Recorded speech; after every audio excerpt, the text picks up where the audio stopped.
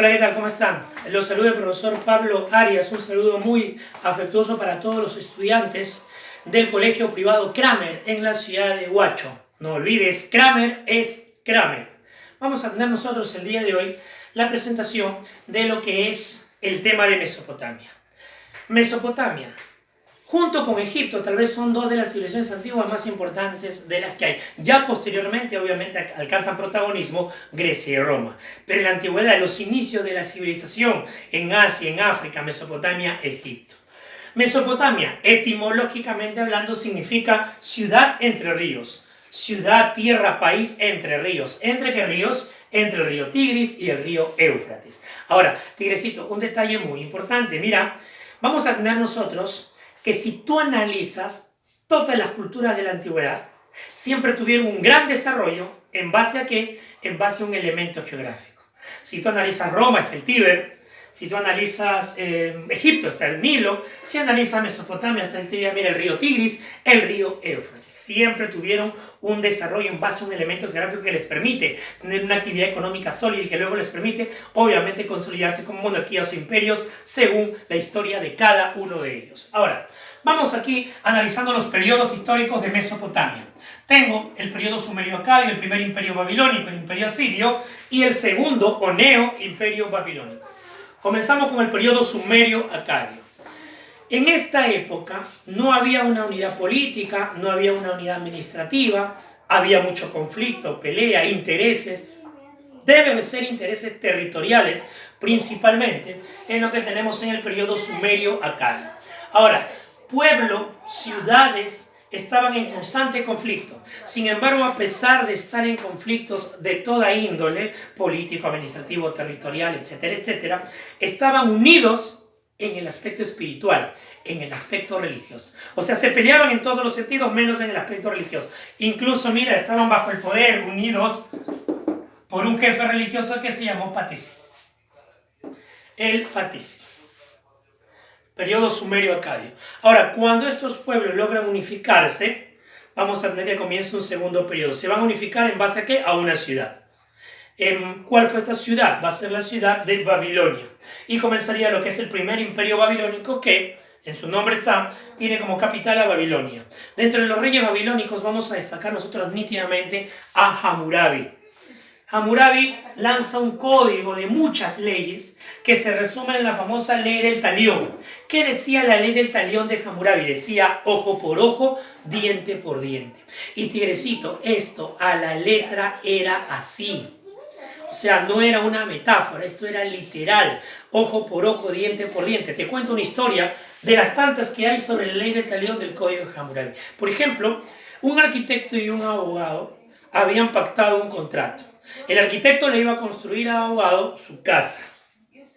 Entonces pactan la situación económica, los plazos, todo perfecto, y el arquitecto empieza a trabajar. El abogado feliz, está construyendo su casa, el arquitecto muy feliz, tiene trabajo para él, para su gente, están trabajando. Entonces, pasados unos meses, tal vez 12, 15, 18 meses, el trabajo se termina.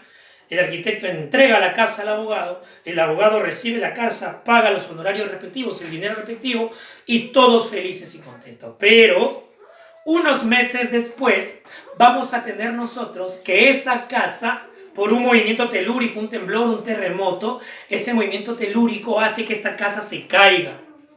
Ahora, ¿sabes lo más trágico en esta caída? Te cuento. Una de las paredes de esta casa, al caer, le termina rompiendo la pierna, le rompe la pierna a un hijo del abogado. Cuando ya pasa todo, el abogado inmediatamente lo somete a juicio al arquitecto. Y no reclama su casa, su dinero, no. ¿Sabes qué reclama? El daño hacia su hijo, que al caer una de las paredes le rompe la pierna. ¿Sabes qué determina el juez en ese juicio? Determinó lo siguiente, que a un hijo del arquitecto se le tenía que traer, ¿por qué? Porque se le iba a romper la pierna.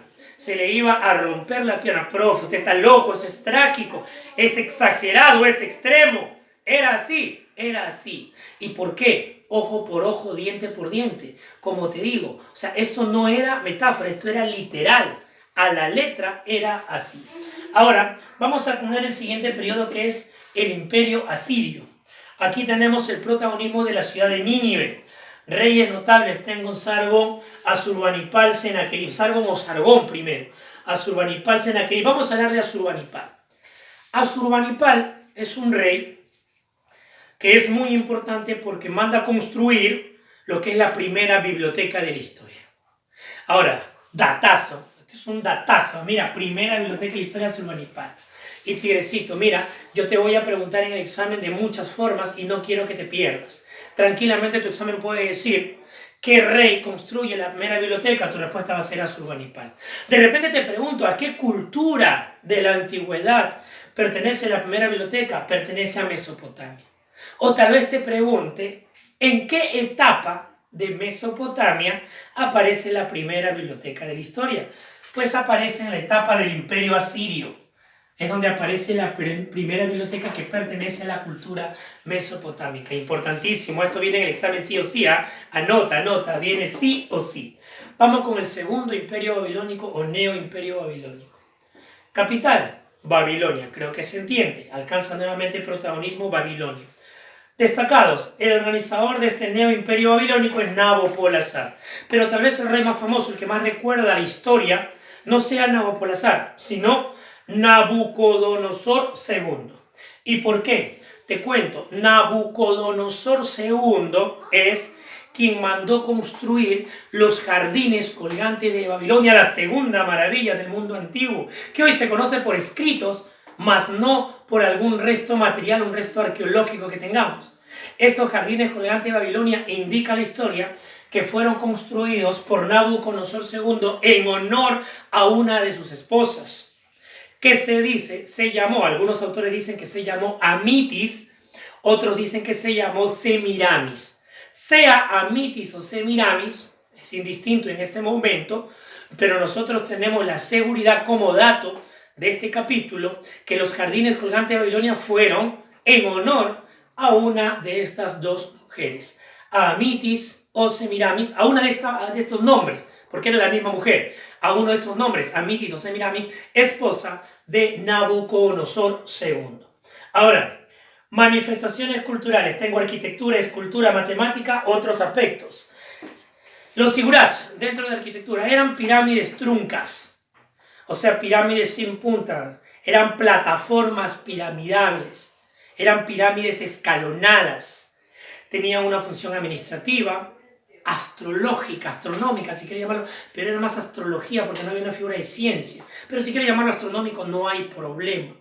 Esos eran los zigurats, eran monumentos arquitectónicos emblemáticos, ejemplo emblemático de la arquitectura mesopotámica. Ahora, dentro de estos zigurats teníamos nosotros los toros alados, que eran esculturas en bajo relieve que adornaban los patios y pasadizos de los zigurats, toros alados, toros con alas, bajo relieves.